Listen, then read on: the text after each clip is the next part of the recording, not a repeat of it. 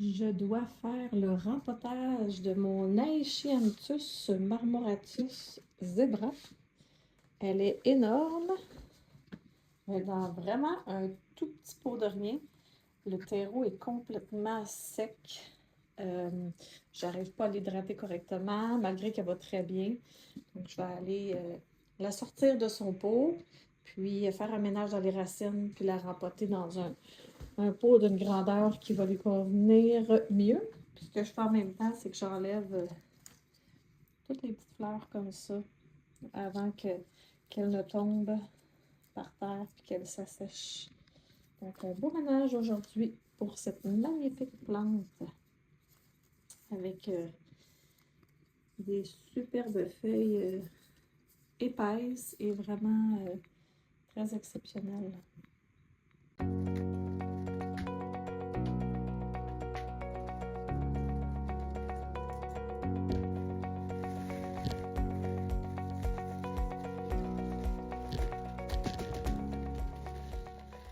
Toute cette plante-là vit à partir de cette petite motte.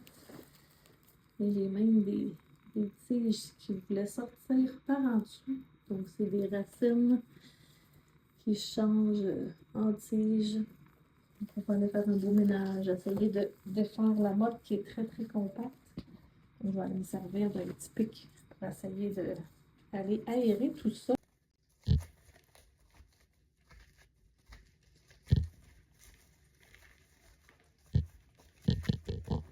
C'est tellement compact.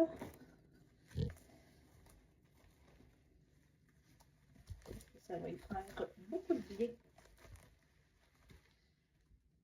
Des fois, c'est difficile à comprendre comment que la plante peut si bien évoluer. Les capacités d'adaptation sont assez impressionnantes.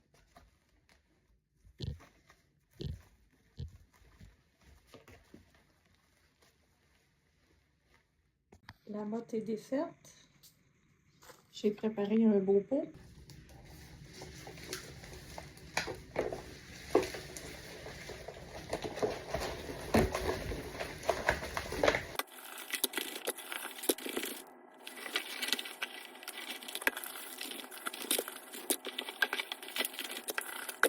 La plante est donc passée de ce pot-là à ce pot-là.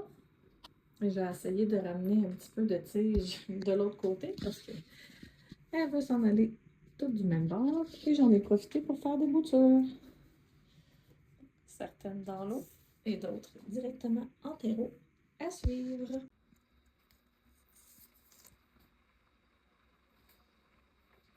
La voici, la belle. Vous la voyez quand même souvent. Je fais souvent des stories avec elle. Je l'aime beaucoup. Donc, suite au rempotage, tout s'est super bien passé. Elle est toujours en croissance. Vraiment super bien. Donc, un rempotage qui était vraiment dû et qui a été très bénéfique. Je ne peux plus la suspendre, elle est vraiment trop lourde. Donc, elle est dans une petite étagère en métal.